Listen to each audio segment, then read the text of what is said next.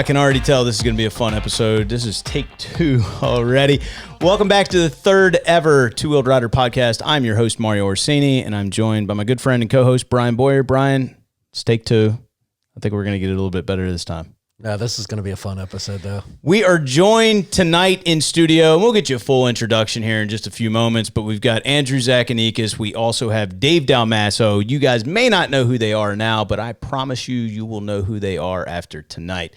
But before we get started, as we do with each podcast, we gotta shout out what bourbon we're drinking tonight. We have Four Roses. I've actually been to that distillery before. Really cool tour. Brad Paisley, fellow West Virginian, is a big fan of Four Roses. Cheers, guys. Cheers. Thank you for coming in tonight. We've got a great podcast planned, and we've already had a lot of fun before we got started. So one of the things we want to get into, we mentioned it in the first couple of podcasts, the fact that, you know, this is a self-funded thing. We got a new mic just for Andrew tonight. We got a new boom just for Andrew tonight. I'm $200 more, and Dave's got a $3 set of headphones, so I'm $203 in the hole again. But we do have our first ever supporter. Huge shout out to Luke Harding, our first ever supporter. He's one of our contributors. He's contributing $2 a month. He's only 10 years old, and he just wanted to hear his name, Luke Harding, on the podcast, which we're going to continue to do. But Brian, I feel like you know who Luke Harding is. So give us a little bit of background on how we got him on as a contributor. Yeah, so funny story. You know, I always like talking finances with him. So we're kind of going over some of his bank account stuff. And then he went into kind of the podcast and how does that work? So I said, well, we're looking for some Patreons that enjoy the podcast and maybe want to support it. So he said, well, I want to support it. What's that about? So I went through it and I started at the first one. And he said, well, your name gets announced on the air and you get to be on the website. He's like, I'm in. I said, well, buddy, you need $2 a month. And he's like, well, can I use my money? I said, no, because we put that into the bank account. Well, how do I get $2 a month? And I said, I got an idea. How about you pick a chore, $1 a chore, and you can do that. So now I'm out of feeding the chickens and taking down the trash and up. So it's a win-win. So first off, I think a lot of our listeners are going to question, and we can't get into that tonight, but the fact that you even have chickens is probably going to be a big question that people are going to have, and why you have chickens. And that is a true thing. So I think the moral of the story is you've created a bit of an entrepreneur. He is a fan of the podcast, which is cool. And then also the other parents out there that are just looking for an easy way to get out of chores. This is a way to do it and still support the podcast. Yeah, I don't think he kind of realized, but, labor rate $2 a month for a weekly chore, that's a pretty good deal for me. Yeah, you are getting a good deal. So, well, one of the things we touched on, because to be honest, when we first got together, and we're recording this one on January 29th, but when we first got together, and we're probably going to do this pretty often, we'll record a couple of podcasts at a time to kind of build up a bank of them. But by the time we recorded the second one, which was just probably an hour after we recorded the first one, we had no feedback from people. So I wanted to touch on some of the feedback we got, both constructive and some of the good stuff, and mention a few folks. So one of the first ones we got, and I didn't just cherry pick these things, and I tried to pick out a slew of different ones, but we got really proud of this guy, working hard. Check out the latest and greatest from Two-Wheeled Rider. That was from my wife. We have Loved This. That was from Dan LeMay, who we mentioned in the podcast itself, but he had no idea that was going to be mentioned. So we'll see Dan again here before too long. Jason Cook, and you probably had no idea who he was when he posted this on Facebook. He was actually my first website designer back when I don't want to go down a rabbit hole here, but back when I was doing magic shows, he was the first ever one, first person I hired to design my website. He had some really nice feedback and really kind comments, but he just suggested that maybe Brian and I sit across from one another, so I'm not turning my mouth away from the mic, but he digs the format. We haven't taken his suggestion yet because we need to reconfigure things later on, but we are going to do that. We'll look into making that, something that works a little bit better. We got you two did a good podcast. As I listened, I felt like you guys had been doing this for a while. I didn't feel like it was a first episode. I'm looking forward to future episodes that may focus on trips and adventures, which is my passion. That's one from one of my YouTube subscribers, Neil Pence. We're definitely going to be talking about adventures and adventure rides and trips and those sorts of things. We've got some really cool people planning to do that. But appreciate it. And honestly, even though we were talking into mics with headphones on, which I know is a little unnatural for you guys sitting here that haven't done it before, essentially it's just two friends, and tonight 4 friends sitting here talking about motorcycles. So hopefully it does feel pretty natural. We're not forcing anything, I don't feel like. Next up, we got a great job, guys. You both speak well and are good together. I think our wives have said that about us too. There's some question marks there. No, I don't need anything from you guys across the table. But that came in from Craig Ripley. Listen, that hand-to-hand, like 2 dude emoji's been used in some conversations before. Yeah, but that means a lot, Craig Ripley. He's got a great YouTube channel. Yeah, Craig, actually, I commented on one of his videos today, mainly because he mentioned me in it and showed a photograph. He did a 60 for 60 trip. He turned 60 years old last year. He took a 60-day motorcycle trip across the country, and one of his stops was in West Virginia, so it was cool to be able to meet up with him that night. And Kristen and I went out and met up with him, as well as my buddy Rusty, who I'm sure will be on the podcast at some point to tell some pretty entertaining stories. He's a fellow rider and also police officer, and he's always... Some great stories there. And he's a great storyteller, so... Don't do it. That's a whole episode in and of itself. And Brian got to meet him on one of the Wild and Wonderful weekend trips. Rusty's one of those guys that came on one of those trips, and I've not ever been able to get rid of him since, which is great because I love having him around. So anyway, big thanks to Craig Ripley. I'm not going to say whether or not Craig's agreed to be on the show or not because we don't want to tease things like that. So you'll just have to wait and see. Next up, we have, I'd say you guys are off to a good start. Looking forward to whatever guests you have lined up. Yeah, if you can't have fun talking about bikes, don't hang out here. That's from Triumph Rider, and I know him better as Mark because I've actually met him a couple of times. We have just finished up. Good job. Sounds awesome. That's from Lance Collins. Started listening to the podcast. Really enjoyed what I've heard so far from Luke Ross. We got a great comment on my YouTube channel from the general manager at Motorcycle Factory Incorporated down in Woodbridge, Virginia.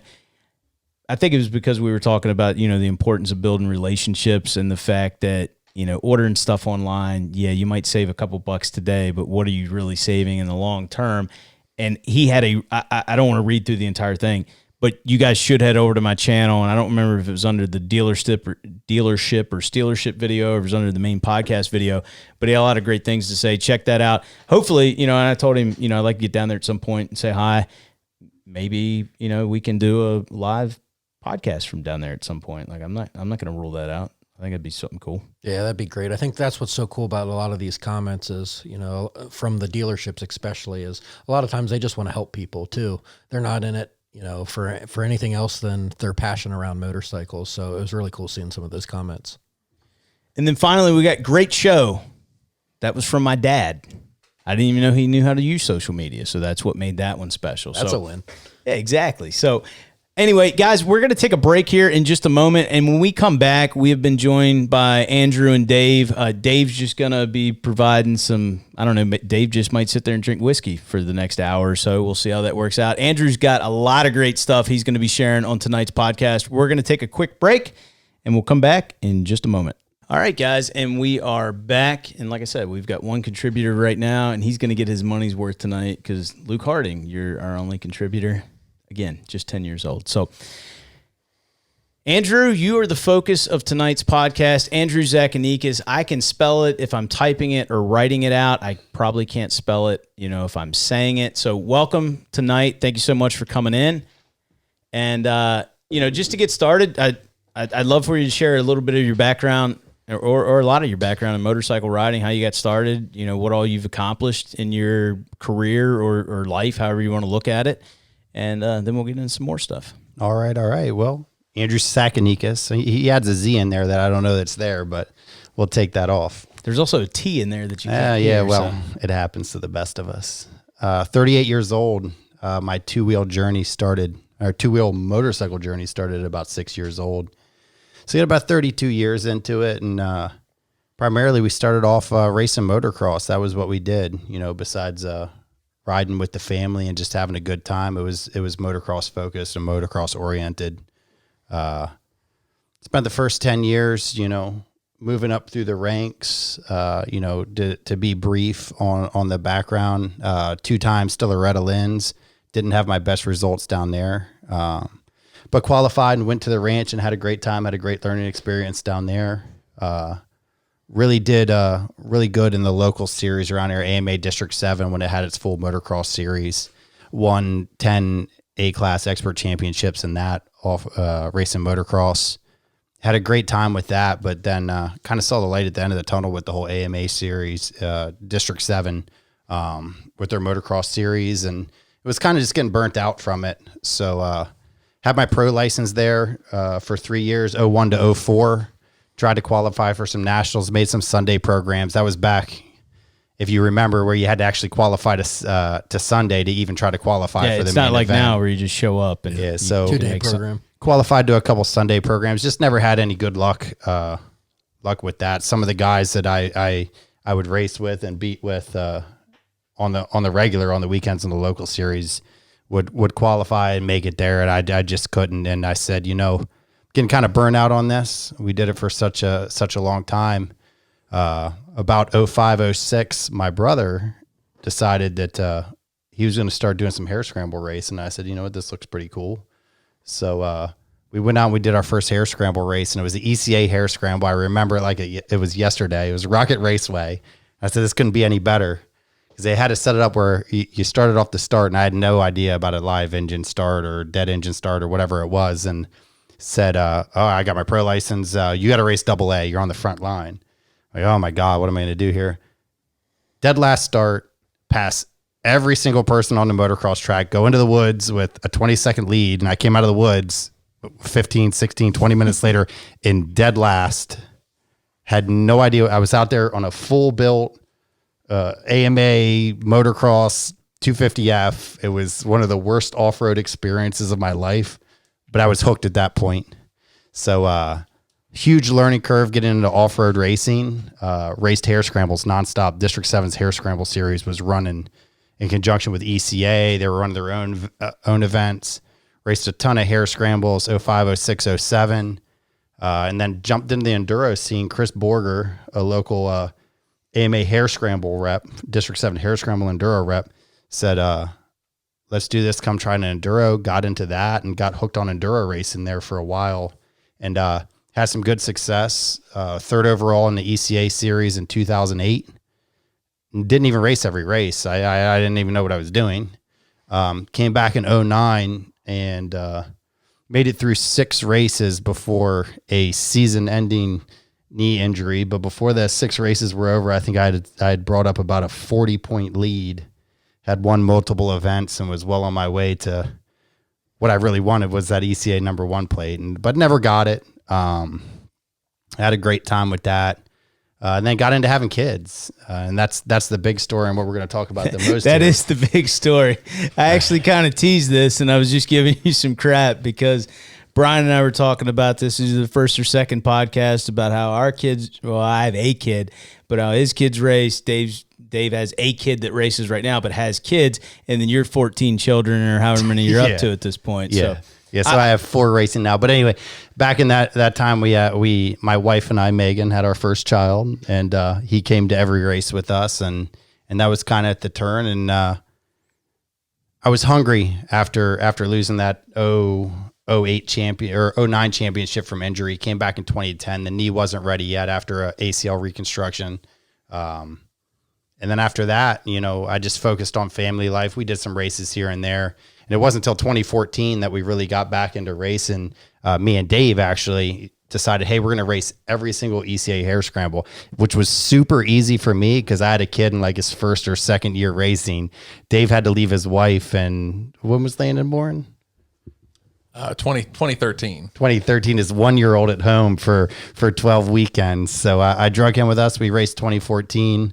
Won an AVET class championship in ECA, which was fun. We had a great time. And then from there, 15, 16, 17, 18, it was just focusing on getting my son Austin and my second born Mason into racing, something that they really wanted to do. And I'm sure we'll talk more about them a little bit later. But out to now, so we raced 2014. We decided 2018, I'm sorry. I think it was 18. Yeah, it was 18. Sorry, I got a lot of kids. It's hard. And birthdays. You are very good at having kids, my friend. Super good at that. So 2018, we went out. I bought a brand new KTM 250 SXF. Thanks, JT Motorsports. We went those plugs in for sure. We went to Greenbrier and we raced, and I didn't race well. I hadn't practiced. Brand new bike, but finished well. And overall, I think I was easily top 10 that day. And Tri-County is a big event, and it pulls some big names. And I said, "Wow, this is fun." And at the time, I was putting on the ECA Junior Enduro Series round 2. Had a Junior Enduro on Saturday, so we were going to be up there anyway. So let's go up there and do the Junior Enduro on Saturday, work all day long, hang out with the friends, wear ourselves out. And well, let's race Curly Fern on Sunday. And we did that, and I won. And from there, it was like, you got to keep going. You got to keep going. I got suckered in by all my friends, and we raced that whole series, came up short, got second overall in that series, but had a great time. And from there, I was like, man, I can't race a whole nother series, because we introduced some new racers, my daughters, into racing. I said I got to focus a little bit more on that going forward, and that pretty much brings us right here to this year. 38 years old, married for almost 12 years. I have 4 kids racing motorcycles, and it is unbelievable. So I remember that 2018 season, because I think we were out at the farm that one weekend that you guys took off like early in the morning to go get out to that enduro race, and all of us got towed out by tractors because it was muddy as hell and we couldn't get our campers out. I do want to go back just for a second, because you mentioned Loretta Lynn's, and I don't know if everyone listening realizes what a big deal Loretta Lynn's is for amateurs. So will you touch on that just a little bit? Yeah, Loretta Lynn's is pretty much the mecca for amateur off-road racing, from, back in those days, shaft drive PW50s to your pro sport classes. That is the number one amateur event in in motocross racing. It's you have to go to an area qualifier, qualify through there. They take there's a dozen area qualifiers that they take 10 from, or 8, whatever it is, and then you go on to the regional, and they take 8 from that region: northeast, southeast, central, whatever it be. And that's it. The cream of the crop goes to Loretta's. You got a 3-moto format down there. It's in the middle of the summer. It's the hardest racing that I've ever done. I went one time with Epstein Barr from training to go down there and try to get some good results. Just sick as a dog. We went anyway. Horrible results, but had a great time. The time prior to that, 1996, when we went down there, I think I went like 16, 18, and then a DNF from a first turn crash that had cut open my arm, and the AMA official wouldn't let me go out and finish that moto because of the amount of blood that was coming out of my arm. So I almost had me a top 20 down at Loretta Lynn's, overall finish, which is good to say, hey, you're top 20 in the nation at, 13, 14 years old. But it didn't happen. Ended up with the number 32 both times, even though, I went DNF in the one moto, and I finished all 3 of the motos the year that I was really sick, but 32nd twice. I'm proud of it. It was a wonderful learning experience. If you ever get a chance and you're a motocrosser, listen to this, you got to go. What a good time down there. Yeah, I mean, that's really the cream of the crop down there. You see a lot of, the guys that are winning down there are finishing top 10, top 5, that sort of thing, are the guys you're going to see racing on Saturday nights and Supercross a few years later. So, it's a big deal. So you mentioned your kids. You do have some of the top, I don't want to throw all of them in there because I know Momo just started racing recently, but she's already shown a ton of speed. But let's just be honest here. When it comes to off-road riding in North America, you've got some of the fastest kids in North America when it comes to off-road riding. So aside from just natural talent that they learned from Dad, how did this happen? It's I guess it's hard to pinpoint exactly what we did there, but I always stressed, and I always told my friends, and Brian can agree, that we always just taught our kids fundamentals. I see parents out there that want to teach their kid to twist their wrist and hold it wide open, go wide open, wide open, wide open. And that's nothing I ever really taught my kids when they first got into racing. It was all about fundamentals, stand up, grip with your knees, elbows up, look ahead, those type of things. And the speed didn't come at first. Maura might be an exception because that girl is something. But was it you and me? No, it was you and me watching her when she was just pit riding, which isn't totally legal where we were. But she was cutting the corners like so hard. She was literally digging the peg into the ground. PW50, and she was smiles like to me. I'm like, oh my God, she's going to high side. She thought it was the coolest thing ever that she was going to lean it over in the corner so hard, get on the gas and drag the foot peg at the right time to where she could do a donut. 4 years old? Yeah, she's 4 years old. It's just crazy. Grinning ear to ear. Yeah, I didn't know PW50s could break loose like that, a stock PW50, but she does it. So yeah, fundamentals was the big thing that I always pushed. I mean, Austin, who has become into a great rider, I pushed him around the track for his first couple of races. I think our first season in ECA hare scrambles, he finished dead last every time.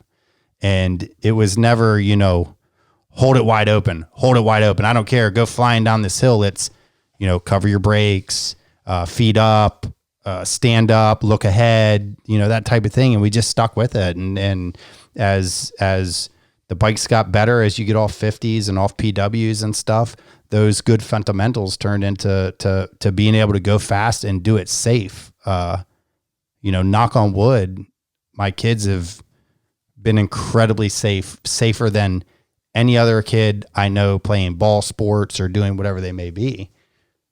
So speaking of following Austin around the track, this is just my personal story. When I first showed up, I took Noah to, I think it was one of the hangover hare scrambles. He rode his 50, and then I brought him out to, I was talking to John Ross, and he was like, take him to ECA. It's a really, and we'll get into that later, but it's a really family friendly association to get involved in, and it's great for the kids. So I took him to an ECA event, and I just remember, this is just vivid in my mind. First race, he's out there on the track, and then they also have, the 4 to 6 year olds out there on 50s. And I just remember this big, giant, hairy man running around the track, chasing this kid that's bawling his eyes out and thinking, what is going on? And now this guy is sitting across the table from me, and it was Dave.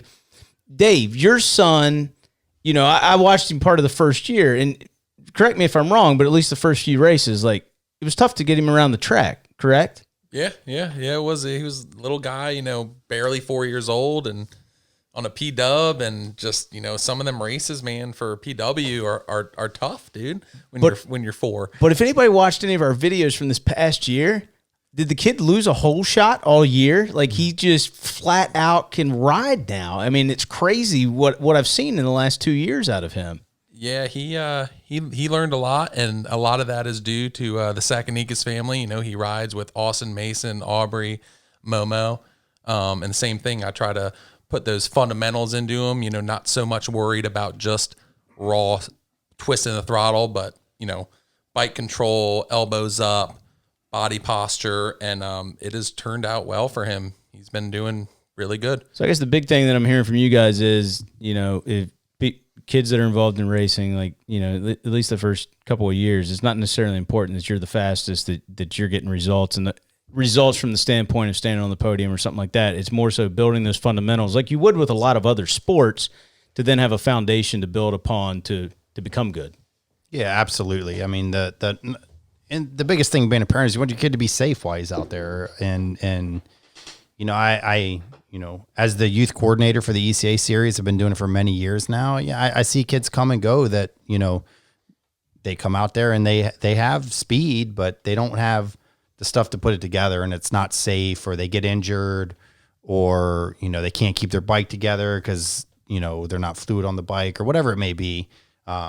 It's important. The number one thing I can stress is your fundamentals. If you went to any motorcycle school back when I was, coming through the ranks, I'm buying Suzukis, and Suzuki had the best deal ever. You bought a motorcycle, you got a free ride in school. And what they covered for the, first 4 hours of every 8-hour class was your fundamentals: aggressive riding position, standing up, elbows up, gripping with your knees, all those things. And that's where I learned it. And that's what I taught my kids. And it's really worked out for us. Yeah, and I think, just reiterating what Andrew said, I think it saves you so much in the long run. 1, you're safer. 2, you're using way less energy. I can always attest, watching Andrew ride is kind of like a work of art, and it's passed down to his kids. And it's simply because of that fundamentals and that focus on that versus just go out and go ride as fast as you can go. No, I mean, I posted my my vitals at one point from my Apple Watch from one of my races, and like my heart rate's sky high, and I burned a ton of calories. And I think Andrew either DM'd me or he commented on it. He's like, "Dude, I let the bike do all the work." Yeah, I mean, that's important. If you got to ride the bike, not let the bike work you like that, and that's how you do it. And, you know, you can go to Shane Watts, you can go to all these different online videos. Rich Lafferty does a great series. I have my kids watch that. I have my kids watch all this stuff. The kids love YouTube. Have them go watch this stuff instead of, you know, watching some kid play video games that they could be playing themselves. Have them go on and watch these videos, and it's all about fundamentals and technique. Technique is the most important part for me for off-road racing. The speed will come. If you can feel safe and you can feel confident about what you're doing, the speed will come in time. And I can vouch for that because Andrew has seen me at my very first time riding a real dirt bike, teaching one of those classes. I believe it was at the Tony D school. I think I was an instructor that day. Oh, you were definitely an instructor. Pops had bought so many Suzukis at that point. They just called me and said, "You might as well come teaching these classes." Dave, we're just waiting on your speed to come, though. How long does that take? Are you sure about that? We will see this following weekend. So it's true. Out. It's true. I can bring up kids and get those kids riding fast and safe. And I did it with Dave. So, you know, anybody can do it at this point. I only broke a femur, Mario's a couple next. vertebrae. Yeah, I need the help. No, but you were touching on some things there. So I could go off on like a 15-minute tangent about kids watching other people play video games, which I just don't get. But speaking of Rich Lafferty, I did go up and take one of his. Noah and I went up one week. Did Noah go? Might have just been me. I might have been selfish that weekend. Went up and did one of his riding schools. It's a great value for what you get. I mean, I don't remember what the price was, but it's cheap. And Rich takes you out into the Pine Barrens. You go out and ride for pretty much all afternoon. And he does do a really, and he and I have exchanged some emails back and forth about his video series. He does some great stuff on there, and it's all free. So just go check it out. And if I can, in the show notes and in the YouTube video and that sort of thing, I'll link it down. I'll link his channel down in the description below. He goes over all sorts of things, both riding tips, setup, you know, all that kind of stuff. And it's free, and it's entertaining, and you're going to learn something from it. So, Brian, I know you really want to ask this next question because you guys, if I'm wrong here, speak up. But of the four of us sitting in the room, there is one of us that is less mechanically inclined than the other three. So we're going to let him ask Andrew this next question. Yeah, so it's literally on my mind all the time. I mean, not only do I call Andrew for advice for my 1 or 2 bikes that I have to work on, he always helps me out. I get overwhelmed just balancing work and trying to get the bike ready for the track. So it's embarrassing to admit when you ask Andrew how many bikes he has and how do you get it all done while balancing, you know, a 9-to-5 job. Well, way more than 9 to 5, but Man, I lost count on the bikes, and the reason that is when you run a crew like I do, you can't have one for every kid. It's just not possible. We're riding so much, and shout out to my old buddy Kenny Held. He broke this truth to me many years ago. If you're racing and you want to be competitive, you can't have one bike. That's just the way it is. At least not on these mini cycles. As you get on bigger bikes, you can kind of get away with it. The stuff's more durable and lasts a little bit longer. But I'd say anything, 85cc and down, you got to have 2 bikes. So we beat up our practice bikes, and I do my best I can to keep the race bikes going. And again, knock on wood, y'all are trying to jinx me here, but we've had great luck. Great lucks with our bikes. I work 13-hour days at work by the time I leave and get home, and I come home, and my wife's great, and she lets me go spend the rest of my day in the garage. Basically, during race season, that's the way it is. And the season, if you're practicing on Sunday or practicing during the week as well, and then you got a race on Sunday and you're doing it with one bike, it's impossible. But if you have a race bike and you have a practice bike, and there's a week or 2 weeks between the races, you got time to get it ready, and it's not getting clapped out, and you can keep it in good mechanical shape and just staying on top of it. I mean, getting parts is a big deal on bike maintenance. You can't wait, unfortunately, till Wednesday to work on a bike, or you're not going to have what you need. You got to buckle down. and get it done. You know, the kids are racing on Saturday. By the end of Sunday, you need to know what you need to order on Tuesday when the bike shop opens back up. It comes in Thursday, ride Wednesday, Thursday night's bike prep night, and Friday night you're leaving for the races. I think I'm working about 10 right now, 10 bikes I got That's crazy. going in and out. And it's insane because people don't realize. I mean, I realize how much work, to an extent, how much work you put in because we've got a decent amount of bikes, but I don't have 4 kids racing. But the whole thing of having 2 bikes, like that practice bike and the race bike, the nice thing, you always have one or the other's always running. And then you're working on the other one while they're out riding the other one. And if you need to steal parts, it's great to steal parts off of them. Or if you forget how something goes back together. You guys have camped for weekends with me at the farm before. You know, I can't bring one bike to the 3-day camp out at the farm. It's not going to work. Yeah, every kid's got to have 2. And yeah, because everybody wants to know why Andrew's not riding this weekend. It's because, you know, I did a piston at the farm and I'm getting ready to do a crank at this point because I have no idea what this kid is doing to this bike. But I come fully prepared and stocked with every part I need, and it's worked out well. I mean, You know, for the longest time at the farm, I would go down before my kid was racing, and I'd be like, Andrew, let's go ride. You know, let's go hammer some laps. And he's like, it's not all about me, Dave. I got to fix these mini bikes. And I was like, this dude, he don't even want to ride with me no more. He just, you know, don't care. Now that I have a kid and, you know, we've been racing the mini adventures, which, you know, this is kind of my first thing, but it seems like it's one of the most maintenance oriented, or at least for me. you haven't learned anything yet, Dave. Yeah, well, I'm trying. I finally figured You out. had a big year ahead of you on the 50 SX or any liquid cooled 50 for that matter. My point is, it's a lot of work, even with 2 bikes. So I don't know how this guy does it. Yeah, so joke's on you, Dave. You might have 10. picked on me a couple years ago while everybody was out riding, and now I'm just going to pick on you because I got a stockpile of bikes now. And by the way, Dave's the guy that runs around the track with a backpack with an extra chain and master link, and basically he could do an entire top I'll do end. a bottom end at the farm. He'll do one on the side of the trail at a race, whatever it takes. Hey, I did put a head gasket in. Hey, and you know that Yeah, the kid finished. Yeah, somebody told me, hey, keep a head gasket in that backpack, Dave. Ugh. I got excited there for a while and said, you know, wow, I see the light at the end of the tunnel for the 50s. We were actually done with the liquid cooled 50s at least last year. Well, we'll call it 2018. Mason had won the Pee Wee Championship on his 50 SX. JT Motorsports backed, and we were like, yeah, we're done. This is great. And then we realized we started going GNCC racing last year. Realized, the micro class in GNCC goes to 9 years old. So here we are. The 50 comes out, wipe the dust off of it, and I'm working on that thing again. We definitely melted down one of those there at the race out in Ohio, the GNCC, but yeah, Dave, you got a lot to learn on them 50s. It's just starting for you. And like I said, I was excited that I was getting to the end of the tunnel, and then my daughter said, hey, I want to race too. And again, one thing, huge success for me. A lot of these kids are getting in there early and they're doing their race. And I never really pushed it with the kids at all. It was 100% their decision. And Megan and I both kind of made it that way. Hey, do you want to race? Is this what you want to do? And when they said yes, both of us, Megan and I both 100% in whatever they want to do, you know, support your kids. And it's been great.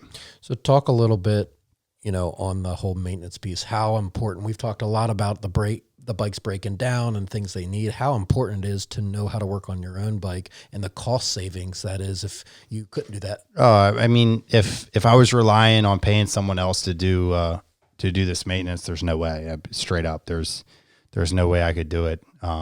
Even having a great relationship with a dealership and everything, time is money, you know. I try to make as much time as I can to save that money to work on those bikes.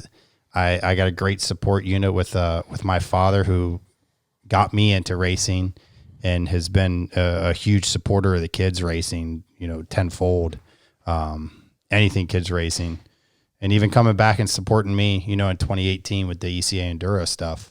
Papa Sack's the man when it comes to that stuff. If I get in a bind and it's Thursday and I know I still got 4 to work on because we're doing back-to-back weekends, please don't schedule back-to-back weekends race series. If you guys could talk, that would be great. back-to-back weekends were a nightmare, getting 4 bikes and me racing too, 2018, 5 bikes together in a week. Because everything needs something. You don't race it on a Sunday and not break something, wear something out. The hour meter's clicking. These kids, my kids are putting 160 to 180 hours on a bike a year. It's a lot of hours, man. We're talking cranks, top ends, every 30 hours.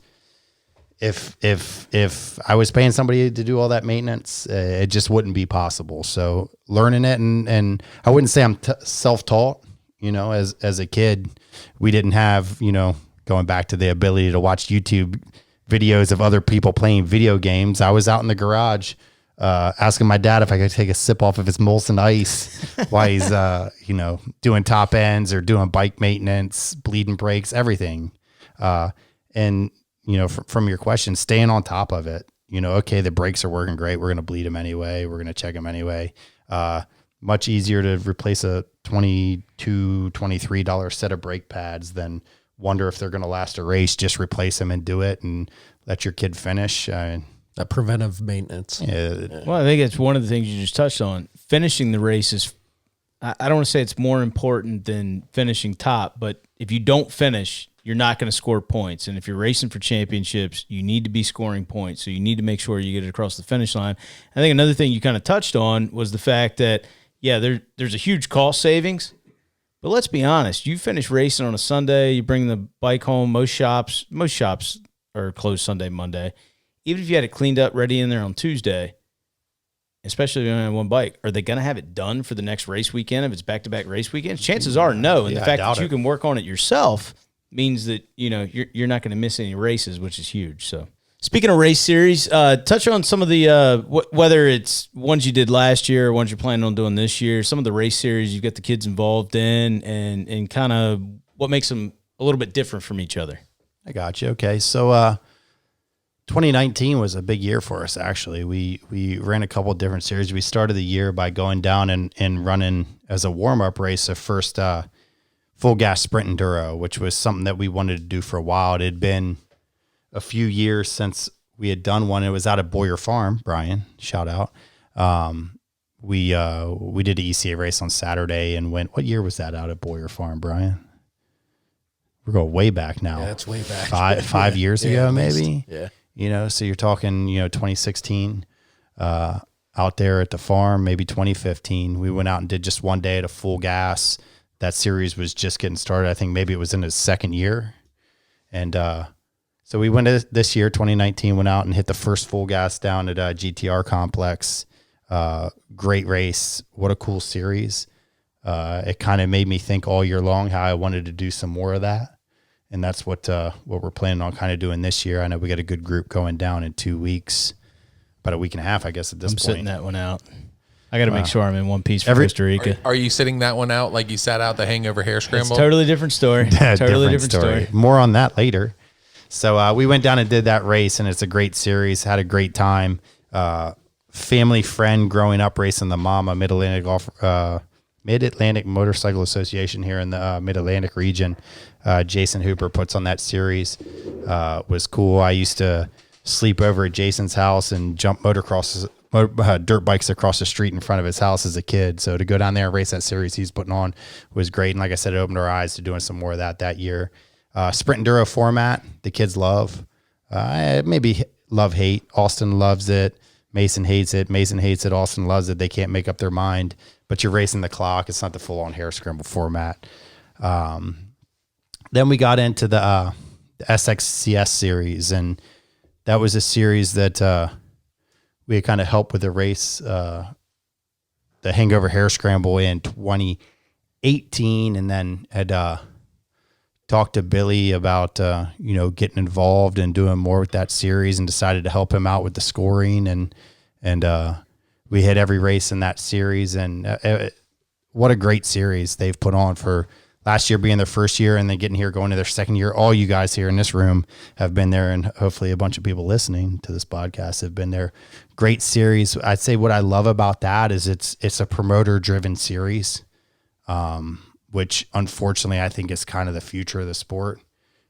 There's not a ton of money to make in off-road racing. So if you're putting on one race a year, I don't know how you're going to sustain that. So a promoter-driven series, where, you got one guy designing the courses, one guy, reaching out to the sponsors and doing all that stuff. And the way they've treated the kids and the fun days that they add to their events and the way they make it a whole weekend of riding, really enjoy that series. Yeah. If you guys have never gone to one, I highly suggest you do. With my kid, he loves going because most of the time they have a fun ride the day before. And I've also sweep ride all of the races, and some of those courses are probably the best courses that I've ever rode on. And they're just like a little different courses than, a guy going, the guy brings equipment and works on those courses. And if there's a messed up spot, he takes that piece of equipment back there and makes it right for the race. And then, I think they're really being designed by an actual, pro caliber racer. So Billy he'd want to ride on. They're fun. They're just top 100 AMA national guy. And it's what he kind of does, for a living. Trail pros, course design, track design, course construction, off-road construction type stuff. And they're a little more open, a little more flowy, a little more fast. Billy's a big supporter of the full gas series. He likes to go fast through the woods, and that's what these courses are. I know, we went down there to Northern Neck there at the end of the year, and it was a pretty long course, and they were turning some pretty quick lap times. So I know that was a pretty quick course. And the biggest thing, I think, you touched on before about technique for your kids. I think the great thing about this series is seat time. They get that opportunity to practice that before the race or after the race. Absolutely. And then, the home where my heart is and has been for many years is clearly the ECA series, being the youth coordinator for that series for years and trying to make the best youth series here on the East Coast or even in the country is our goal. And that's a huge series. We have an amazing youth turnout. The thing that sets that series apart from any other youth series is our format. We give the kids their own day all to themselves. And these kids we have peewee races, which are basically your 50s, and junior races, which are your trail bikes, 110s, 65s, and then our youth races. And these kids can, depending on their age, they can race their 50, race for 45 minutes to an hour there. They can get off that. They get a short break if they want. They can race their 110, or if they're big enough or experienced enough, they can get on their 65 and then go out and race their 65 for hour, 15 minutes, whatever that be, depending on their skill level. And then, this year we had a kid, Cameron Popek, then jump on an 85 because, he's 7 or whatever his age, 8 years old, jump on an 85 and race that for an hour and a half to 2 hours, depending on your skill level there. We are giving kids a crazy amount of competition, crazy amount of seat time. We get 160 riders, 150 average at one of those events. And that's where the competition is here in this region, in this area for youth racing.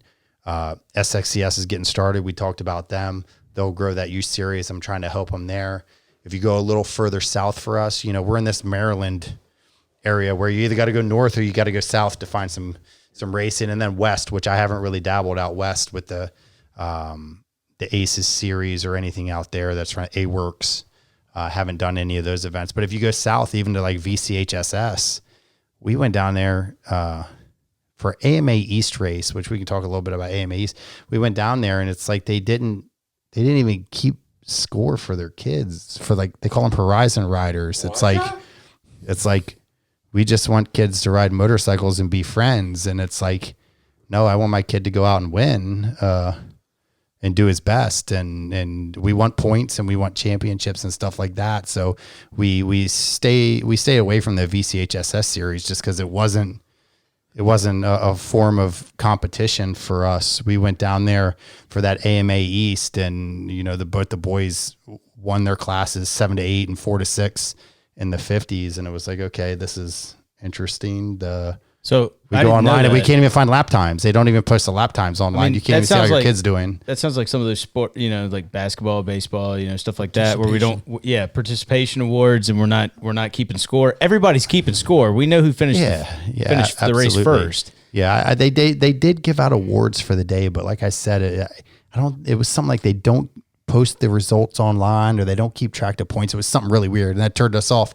I mean, I live a quarter of a mile from the Virginia border in Maryland, but I won't go down to that series to race, just because we're not here for fun. I'm spending an incredible bankroll to go racing. And well, and the other thing is the kids are out there competing. Yeah, and while they're out there, I mean, one of our kids crashes in front of the other, they're going to run them over. But after the race, they're going to shake hands and they're going to play and they're going to have fun. Like, you can have the competition on the track, but still be friends off the track and have a good time the entire weekend. Yeah. And then, the last series for us for 2019, not that, those couple weren't enough, full gas, ECA, SXCS. We chased the GNCCs. Austin had an incredible year in 2018 on a 65 in the ECA, won the junior championship there. And we decided to see, I wasn't going to put him back on his 65 in the ECA after winning the 10 to 11 class in the junior overall. And that I said, we're not going to do that again. So we went GNCC racing, and a lot of people are turned off by the cost and everything of the GNCC series. I'm a huge supporter of that series. The recognition on a national level, even from your kid getting on the podium and getting tagged in an Instagram post, whatever it may be, what a great series. The format's great, the national recognition, as I said, and just a good time. And like I said, the cost, they do some pretty cool stuff to offset the cost if you really think of it from pre-entry. So we were running down there and we were running, what did I say? We were running 3 classes, Aubrey, Mason, and Austin. We're all running down there. $30 pre-entry, but you get $20 to Rocky Mountain. You know what I mean? So it's $10 a class. Well, it's that, and then they also had events going on during the course of the weekend. Because I went to a couple. I met you guys in Florida because I happened to be down there for that round, and then we went down and ran Camp Coker. Yes, Camp Coker. This is not to say that ECA or SXCS or any of the other series you named off aren't good series, but this is a national level series. Like, we've got factory back racers out there. Like, they're bringing in the trucks. We've got, it's kind of like going to a Supercross or motocross event. You can go buy the event t-shirt. Like, it's a big time thing. You've got I don't want to say sponsors, but you got vendors showing up there that you can go buy products. I know you and I bought some of the what brand was it? The air filter cleaner. Oh, Twin Air. The Twin Air stuff. The Twin Airs. Love that stuff. You can get some good deals on it, but it's a really fun event. If they, my personal opinion, if we just get rid of the 4-wheelers, no offense to those guys. That course gets speed up a little bit. What was that, Dave?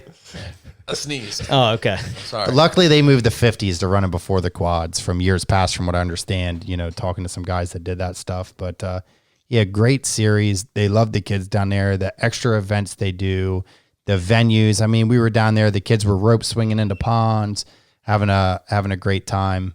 Everybody's turned off by the cost, man, but to see the smile on your kid's face, getting on that level of a podium, getting interviewed with 100 people standing there, getting your picture posted. Even the 50 races, there's at least 100 people gathered around that podium. Yeah, that's a big time podium they've got set up. What a great time, and just being at an event where there's, you go to an event like Snowshoe where there's 30, 40, 50,000 people there. It's just, it's next level. It's, and that's always a good one to bring the significant other, right? Because you're at a resort. Like, you can't get much if you ever better want than to that. taste a GNCC, that's the one to go to. Your wife can be at the spa, and you can be back in Howard's Hole pouring beer over pro riders as they go through the mud. But I loved the GNCC series this past year. We had some great finishes. Austin got some wins down there. Mason got on some overall podiums on his 50. Aubrey podiumed a couple times. Came up short, didn't get ourselves a national championship. Ended up second in that series, but what a good time. I'm going to take a year off from that, to Florida, to Indiana, to Ohio, to New York, it was a lot of traveling, many, many miles this year. But I think 2021 might see us go back that way just for the fun. I mean, if I can make a recommendation to any parent, don't just stay one place, go everywhere you can, try everything. You can race everywhere. You can race different competition. If you're going to the same place every time and your kid's getting beat by the same kid every time, the kid's just going to accept that this kid's better than me, and that's just the way that it's going to be. I mean, yeah, I've seen my kids do that before, and that's not what you want. Go out there and race kids that you don't know. Your kids get a different mindset when they get into that. I'm the big dog at home. I'm down here, going to come down here. Or maybe I'm the number 2 or the number 3 guy at home. Well, we ain't at home anymore. I'm the number 1 guy down here. Exactly. And you can tell your kids that, and they don't know any better. And depending on where they're racing, there's different track layouts. So maybe you're used to racing super tight, super technical stuff, and maybe you're the 3rd fastest guy, but we start getting on some more wide open type trails, I might be the number 1 dude at that point. Yeah, or vice versa. Yeah, exactly. Yeah. So. And you're saying you're thinking of maybe taking a year off with the GNCC, but what race, if you were going to go to one this year, which one are you going to go to? I mean, we're already going to Snowshoe, and I'll just be there to do it, which sucks for you though, because there's no micro racing at Snowshoe. That's not why I'm going, my friend. Dave's Howard's going. Hole. Dave's going for Howard's Hole. He's seen a couple too many YouTube videos, but I mean, you can't not go. If I had to recommend one after that, and unfortunately, we were going to do it this year, but it conflicted with another event, Camp Coker. I mean, that was a really fun event. It wasn't a horrible drive. Shoot down 81, cut down through there, and the soil was good. Sand some quads, going in there, tearing it up. Is that the one with the rope swings? That's the one with the rope swings. What a great venue! YouTube video on that one. Maybe I'll link that in the rope description swings or something below. Are the rope swings big enough for Absolutely me and you? Absolutely, Oh, yeah. and they have the high people that dive weigh up more there. than their bikes Sasquatch approved. Sasquatch approved. in the bushes. Great time. Camp Coker was great. Florida was cool for our first one, except for driving through the night 12 hours to get there with Mason sick and, not being able to finish our race for Mason. And then going down there and Austin being 13 feet away from his first win at his first GNCC and giving it up was a heartbreaker. But great venue down there, great dirt. I mean, when you come into these events, man, they have the GNCCs, they have the whole town, everybody behind it. You roll through these towns and welcome race fans and the whole 9 yards. So great series. I recommend, go try one without a doubt. I mean, you might be turned away by $20 for an adult to get in the gate or $15 for a kid. But it's more of again, not to take away from the other race series, but this is more of an event to attend. It's an experience. Yeah, it's definitely experience. Don't go there for your kid to race Saturday morning and go home. Yeah. Go there for the weekend, man. You'll see some cool stuff all the way through. Well, speaking of race series, we are going to take a quick break, and we're going to, give a little shout out to one of the race series that we help out with, or that you guys help out with, and I compete in. And we'll be back after the break. All right, now we are back, and the next thing we want to touch on, especially with Andrew here, he's been a youth coordinator with ECA for years now and continues to help out in different racing associations. So we want to get his insight on this next question. Where do you see the future? And when I say of youth racing, specifically I mean dirt bike racing, off-road racing, those sorts of things. I mean, very, tough or loaded question maybe. As far as the future, it's tough. We're kind of level right now at the youth racing. I'm not seeing a ton of new kids coming in, which is a concern. We're trying to do some new things and add some exciting stuff, on the ECA side, to keep that youth program striving, just keep moving forward. Stuff like this year, we're going to give away a dirt bike for a kid that does every single one of our races, a 12 race series. You come out and race every single one, you're going to win a dirt bike. One kid is going to win a dirt bike. So not to interrupt the question I just asked and your answer to it, but maybe it gets us into the next one. I'm assuming, we've kind of flatlined at this point because there's some barriers and whatever those barriers are, but obviously we need to get more people into the sport. So what type of, and maybe you want to get into what some of the barriers are. Obviously one of them is probably cost and there's probably other things associated, but the barriers of getting into the sport. What advice would you have for parents that maybe their kid just wants to ride a dirt bike? Maybe they don't even want to race, or maybe they want to race dirt bikes and they're like, I don't even know where to start. And they just kind of throw their hands up and go, oh, we'll just go throw you into baseball series or something like that. Email Andrew Tsakanikas. Yeah, definitely. I mean, definitely reach out to me, but do your research about these series, and there's different formats that you can go to, and I mean, not to toot the ECA's horn, but just because that's a series that's grown to this point. The fact that we separate these kids, into 3 different racing divisions. A lot of parents are like, "Oh my God, I'm gonna take my kid out. He's on his KLX 110. It's his first time racing, and he's gonna be out there with a CRF 150 and a Super Mini. A kid that's winning GNCCs.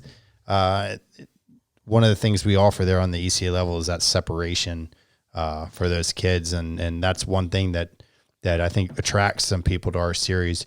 You can bring your kid in that's between 7 to 10 years old that's riding a competitively priced, KLX 110. You don't have to go drop $5,000 on a KTM 65 or 3,900 on I don't know what the Yamaha costs, but you don't have to drop big money on a brand new 65. You can go out there and buy a 110 that you can get, off Craigslist or used for $1,000 or less easily, and put them out there, and they're not going to race anyone over 11 years old. Yeah, and that's a great point. I mean, we talked about it in our previous episode, how great those trail bikes are of getting started. Don't think you need the you cut the maintenance out and the whole 9 yards. We've been running a trail bike for Austin and Mason, and I've changed the oil on it and changed the tires. I've never done brakes. I've never done a top end. I've never done a timing chain. The bike's probably got 1,000,000 hours on it. It's the way to go. So I think the other thing is, like, you put a kid out there on a 65, and I remember, like, Noah is not on a 65 anymore, but early on, there was no way I was going to put him out on a track on a 65 when there's super minis running around, because those guys are going at a way faster pace.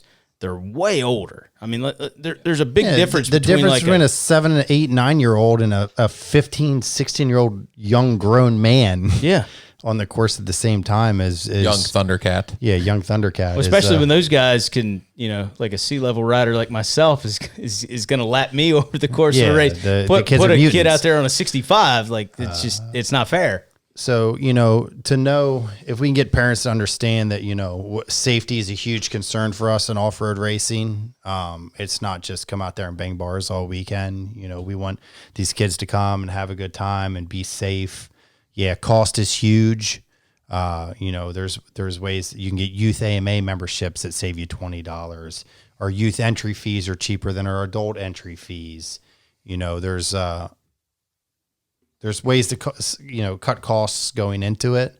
But I mean, in the community, right? Like, don't be ashamed. The kids grow so fast, getting gear passed down. Yeah, absolutely. You get involved with, these series. They all have their own classified pages on Facebook. And most of the time, parents will pass this stuff down. I mean, I'm hoarding stuff because I have so many kids at this point. But if you want some 10-year-old gear in a couple of years, I'm going to have plenty of it once more. Wait a second. We still have Alden to put on a bike. So I'm going to have 5 racing if he wants to. Like I said, we don't push our kids into I'm racing. Sure he won't be interested in racing. Yeah, funny things make me laugh. Yeah. So, I have plenty. I have like 75 pairs of boots at this point, it feels like. But it's a good thing to get into. It's definitely a fun thing to do, even if the kids aren't, I'm going to go out there and beat everybody, whatever. Go out there and have fun. Just a trail ride. Like, you don't get to ride cool trails behind your house all the time, and go ride, you ride for an hour and a half, depending on what bike you are, and you get super sweet marked trails. Don't take it as, we have sweep riders out there picking kids up. They all have radios. The safety's there. Ambulances are on site. Yeah, it's not just the sweep riders, and you guys do a great job of it, but it's the other parents out there too. Like, I showed up at Hangover, and I was literally there for 3 seconds next to the track before the first rider went down, and I couldn't even tell who it was because they were all covered in mud. And I quickly realized it was Landon, and I picked him up and got him back on there. And then it wasn't 5 minutes later, Aubrey crashed in about the same area. And all the parents out there are willing to help out, and it's a really friendly community. It's a huge family, and one thing I recommend to anybody get into it. So my email's all over the ECA.org website about, if you want to get into youth racing, contact this guy. And I tell these guys, come and spend a weekend. Doesn't matter where you're racing. Come and spend a weekend and see the family side. I know you'll get taken back. You'll show up to the races and everybody's got their 30-foot toy hauler or their big Renegade campers or whatever it be. It takes a while to get there, man. I spent 2014 every weekend in a tent with my pop at some races, my wife and a kid when she would drive me. Dave, we made him sleep on the outside of the tent. But you come for the weekend, man, and you make these friendships and relationships that are next level. I mean, I throw a party at my house. We call it Friendsmas, and I have people come from 4 hours away because that's my family now. Those are the people we know, and it's way bigger than the racing. It's so much bigger. I mean, let's be than the honest here. racing. This podcast that we're doing right now is not happening if it wasn't for motorcycle racing. I wouldn't have met you guys.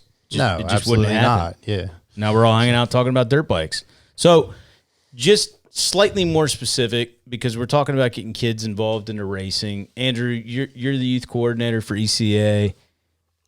Obviously, there's going to be some concerned parents, and I only say this because I work in the city, and we have these helicopter parents, and they're like, I can't believe you let your son ride a dirt bike.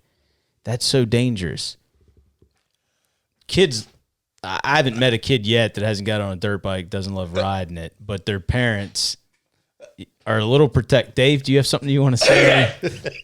There's something in the room. He has allergies. Hey, Brian, when it comes to editing the video for this, we'll just use closed captioning for Dave's stuff. Yeah. For real? But, no, whatever. Either one of you, what advice would you give those parents? And also, I don't mean to interrupt, but can you guys just tell me how your kids have been seriously injured as far as racing dirt bikes and jumping on trampolines? Yeah, trampolines are way more dangerous. Yeah, negative. I did take an ambulance ride with Mason with a completely broken arm, had to get pinned, surgeries, the whole 9 yards.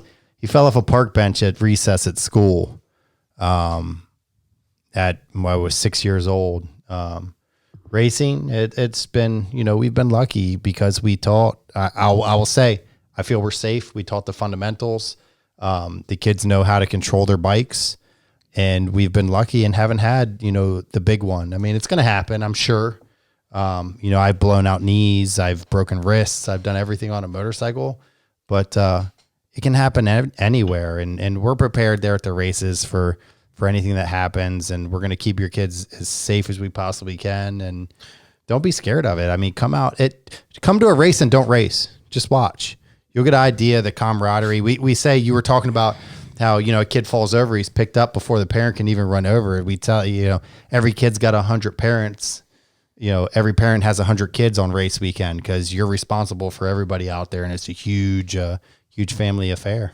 Yeah, and I think, you brought up some great points. First is just teach your kids the fundamentals. That keeps them safe. But I think there's also a test to these great series we're talking about. They lay out safe courses. They got a great staff that's trained. They know how to help kids. And then all the parents that are out there to help as well. I think you tie all those things together, it's actually pretty safe. So we do want to, and I'm going to let you talk on this, Brian, because our only contributor to the podcast, Luke Harding, has broken a bone before.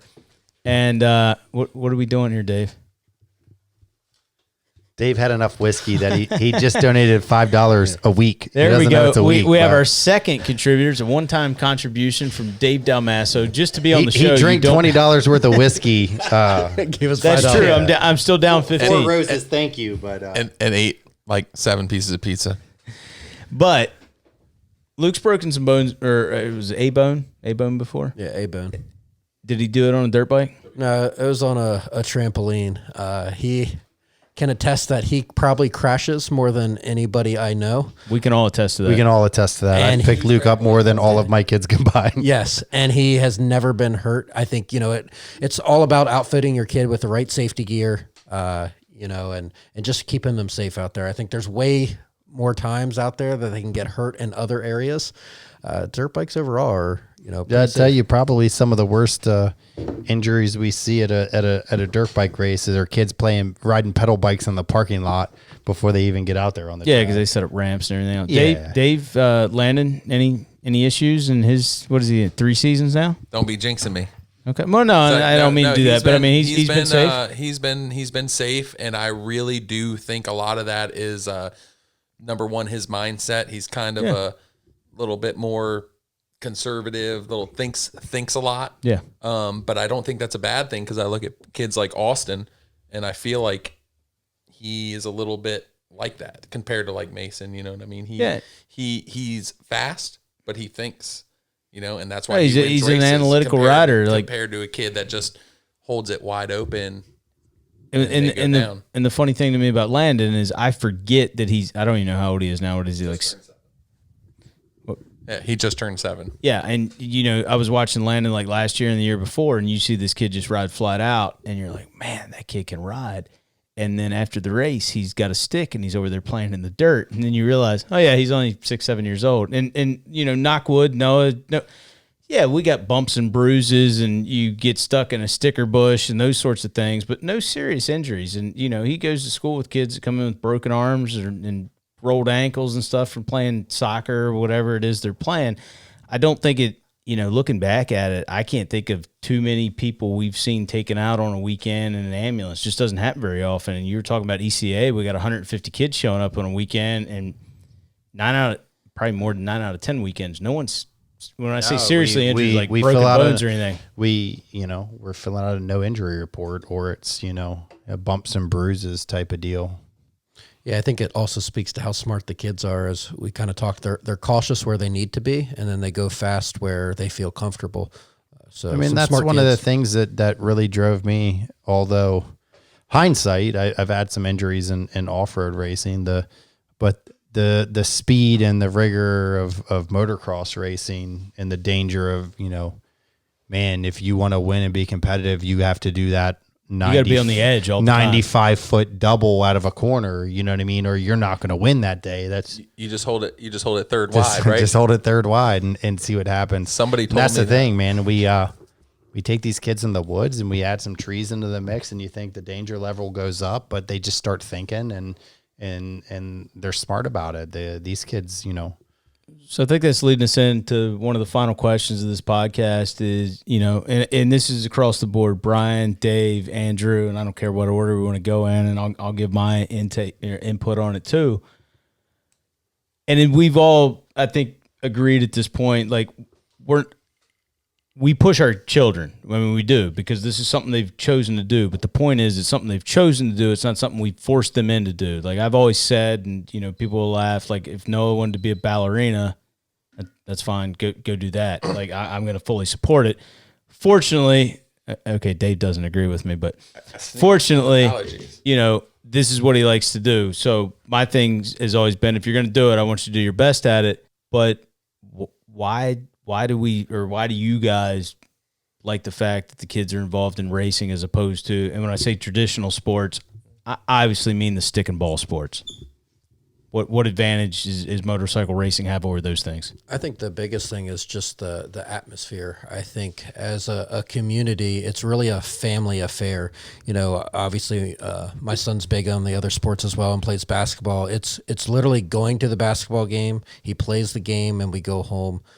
There's, not much camaraderie. Really, the racing it's traveling in a car, long hours together as a family, talking, bonding together. And then at the racetrack, he's getting to hang out with his competitors. He goes to battle with his competitors, and then off the track and after the race, they are best friends. And then the adults are bonding together, camping out together, really getting back to just not go to a basketball game, come home, and stare at a TV screen all weekend. It's just that whole atmosphere that racing brings. Yeah, I definitely agree with that. I think, they have a great time, on and off the track, regardless of if they're battling with each other or whatever. And like Mario touched on earlier, it doesn't, they can be the fiercest competitors on the track. They get off the track, they're in the bushes hitting each other with sticks.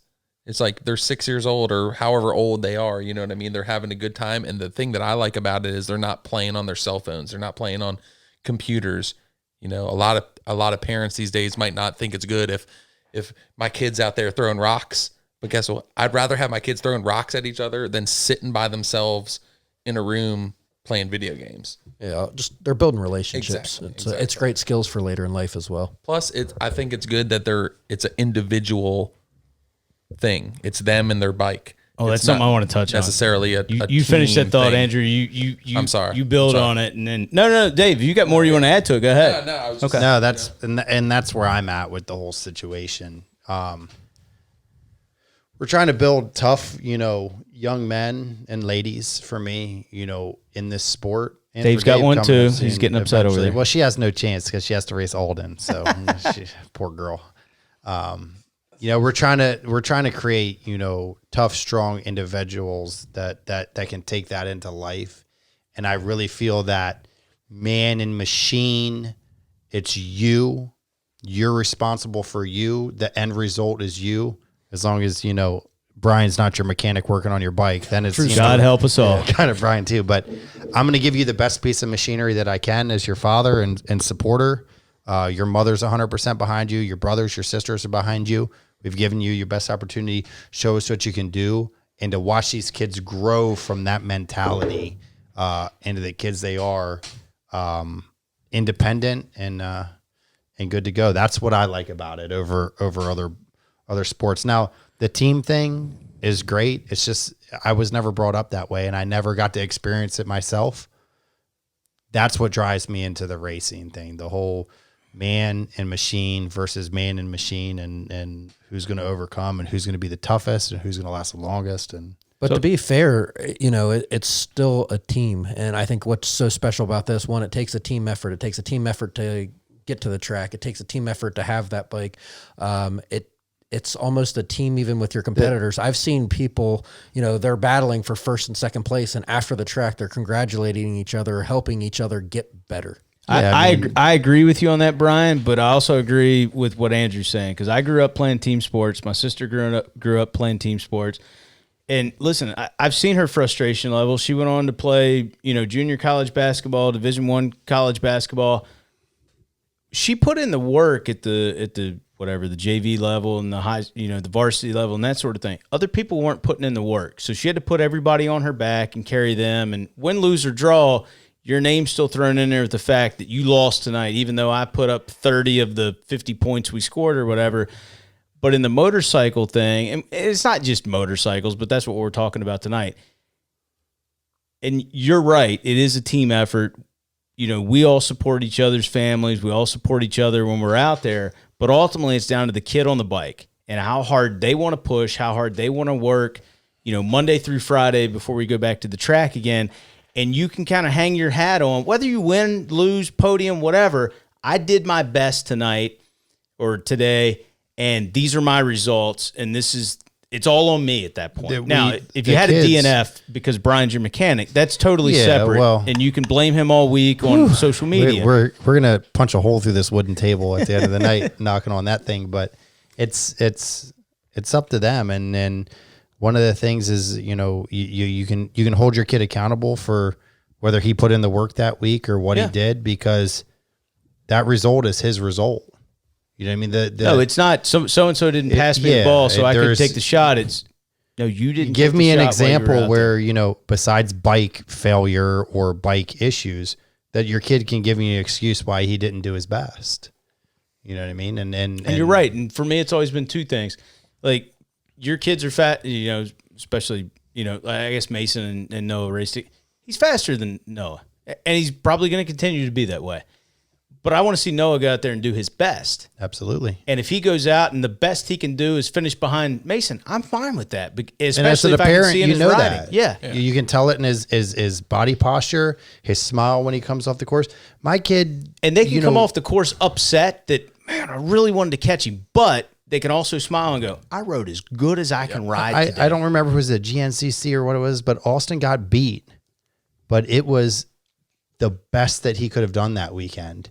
I think it might have been the last GNCC of the year. He had a bad crash, whatever. I could tell he broke a bunch of spokes out of the wheel, but he did the best that he could. And when he got off the course, he was upset. It was win or lose for him to win that championship. And he didn't win the championship, but it was high fives and good job, because as a parent, you know when your kid's giving it his all. And how much do they learn from that? You know what I mean? Unbelievable about it. And I'm hoping it's stuff that they carry into life. Exactly. And that they'll take this success, or this is what hard work as an individual gets me. Of course they have a team behind it. It's the Tsakanikas Family Racing. Hit us up on Instagram. Oh yeah, man! It took us that long to plug that. We'll put that in there. We're a team, and we're 100% behind our kids, and we want them to carry that into to life. Hard work and dedication. The thing is, I feel like with the kids, if you get beat by raw talent, it's not an issue as long as you were given as hard as you can go. You know what I mean? If they're trying their hardest, and you can tell, you see them come off the track, and you're like, well, you know how well the kids already know whether they did their best. You can tell what by were you doing. And once your kid races a couple races, you can tell when they come off if they're off the course, if they're proud of what they just did. Another thing I want to touch on is with this series and family of motocross or off-road racing, there'll be a dude out there, and your bike will be broken. Somebody around you will, even if their kid's racing your kid, unless it's Andrew, maybe, will give you a part. Oh yeah, Dave has a backpack with a whole motor in it. Don't ask him for a part though. It'd be like, "Hey Dave, you got a stator?" I'm like, "Nope." I remember, Noah he ended up having a mechanical DNF, and I don't know if Siggety was holding out on me or not, because apparently after the race he did find a master link, but he was digging through his backpack to find a master link, and I don't know if they were, if Ryder and Noah were actually competing in that race, but yeah, people are listen, we all want to win, whether it's our kids or ourselves or what, but we don't want to win by default. We want to win on merit. And that's the thing about this racing. When you put your kids out there, for the parents, it's easy. You had to get the bike ready. Unless you're bored. You got them to the race, and now it's all, it's all in the rider's hands to go out there and do it. So let your kid race. Let them run.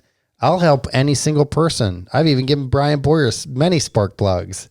You know what I mean? And then he super glues them on. It doesn't change. It doesn't change anything for you as the parent to help another rider out. Your kid still has to go out and do his best and win. And if you want to win a race because you didn't give the guy a spark plug, I'll go someplace else. I'll tell you on Boyer's behalf, it is one of the worst feelings in the world when your kid comes around the corner and his bike said, "Hey, Roger." And then I don't know what that sound is. You're way overweight, and you got to run in 104-degree heat through the bushes with a 60-pound backpack on your back and go over there and say, "What's wrong with your bike, buddy? It won't run."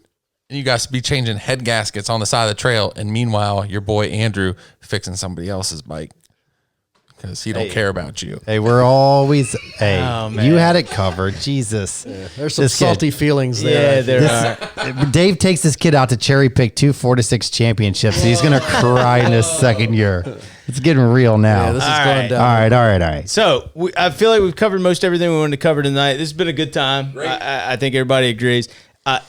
Between and Brian, this you too, because Dave's been asking questions, even though you're the co-host. I don't know how that works. That's just what happens when you invite Dave in. Anything else you guys want to touch on? Anything you guys want to plug? Anything you guys want to share before we end tonight? I would like to plug something. Okay, Dave wants to talk. All right, Dave's getting 2 mics offered. I would like to plug something, and I just want to give a big shout out to JT Motorsports for helping us, pretty much all of us out all the time. Thank you very much. And it's a motorcycle shop run by motorcycle guys, which is I'm not going to say there aren't a lot of shops like that, but there are some shops where people work there because it's a job and not because they're passionate about motorcycles. And as a motorcycle enthusiast and someone that's passionate, you can tell pretty much immediately. Yeah, so I can tell you one of the best things I did is a few years ago, about 3 years ago, a little over 3 years ago, I guess at this point. And I was great friends with a guy named Phil Burleson. And shout out to Phil. Shout out to Phil. And I'll tell you Phil's role here in the whole deal. I decided to let him be the godfather of my daughter Maura.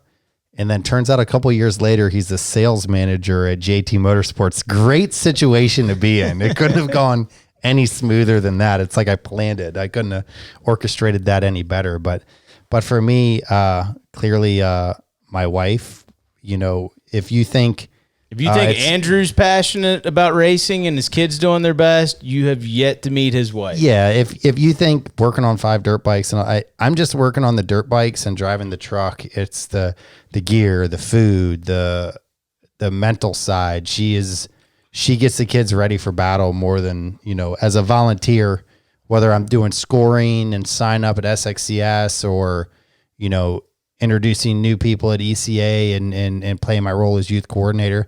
Megan's there every weekend with a baby strapped to her chest. How old was your youngest when he first appeared at the track? Weeks. Yeah. Weeks old. I mean, we went straight there. I mean, she went to Snowshoe GNCC this year and had a kid 2 days later. I mean, that was cutting it close. She probably shouldn't have even been there, but she doesn't want to miss her kids racing. That's the best thing. Find you a wife that loves dirt bikes like I did. Or you could find you a wife like Kyla that just Megan is her best friend. So I want to thank her too. So, thank you for bringing Megan. Dave's like, yeah, Kyla loves racing and loves watching Landon race. She likes hanging out with Megan. Get out of here. And it's all beneficial. But the wife for the sport, JT Motorsports, like Dave said, I mean, couldn't do it without those guys across the board. What a great group of people. We'll link them down in the description of the YouTube video. Yeah, we lost a great dealer dealer around here, and they've picked up the slack, even with you, Mario, and helping everybody out.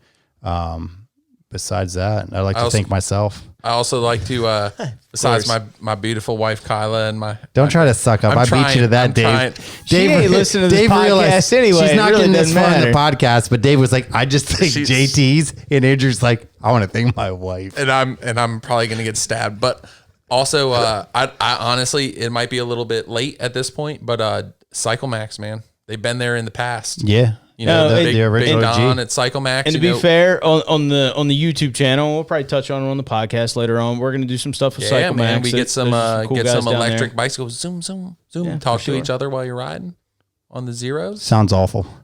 They're actually we'll find out. Yeah, we're going to find out. Man. They're actually pretty I like fun. that brat, but if it zoom, I'll give it a shot. All right. Anything else you guys want to touch on? That's it, man. Thanks for having us. What a good time. No, thank you guys so much for being here tonight. I think we're going to record a second podcast after we do this one, but we want to wrap this one up. So if you guys are watching on YouTube, be sure to give us a big thumbs up. If you're listening to us on your favorite podcast provider, depending on what it is, I know on Apple Podcasts at least, you can leave up to a 5-star rating. Please keep in mind, this is just our 3rd podcast, so if you don't want to judge us quite yet, that's okay. But if you want to give us 5 stars, go ahead and judge us at this point. Love to have it. If you guys have any additional questions, if you're watching it on YouTube, obviously you can go down in the comment section. I think Andrew has a YouTube account. I don't know if Dave does. Maybe they'll even chime in if it's a question specific to them. Absolutely. Awesome. And we'll try to answer them. If you're if you're listening to it just on the podcast platforms, go over to my Facebook page, Two-Wheeled Rider on Facebook. Leave a comment there. We'll do our best to answer it there, or just send us an email at twowheeledrider.com at gmail.com. The twowheeledrider.com is all spelled out, and then it's actually at Gmail with an actual .com, but slightly confusing. I'm Mario Orsini. Thank you so much, Andrew and Dave, for being here tonight. Brian, thank you for co-hosting once again, but you're part of the show, so Dave keeps stealing your mic. And somebody please donate $200 so Dave can get his own mic next time. Yeah, no kidding. Please. Dave, go ahead. Oh, go ahead. Can you edit this? What am I editing? We're definitely gonna have to edit that. And as always, we'll talk to you guys again soon.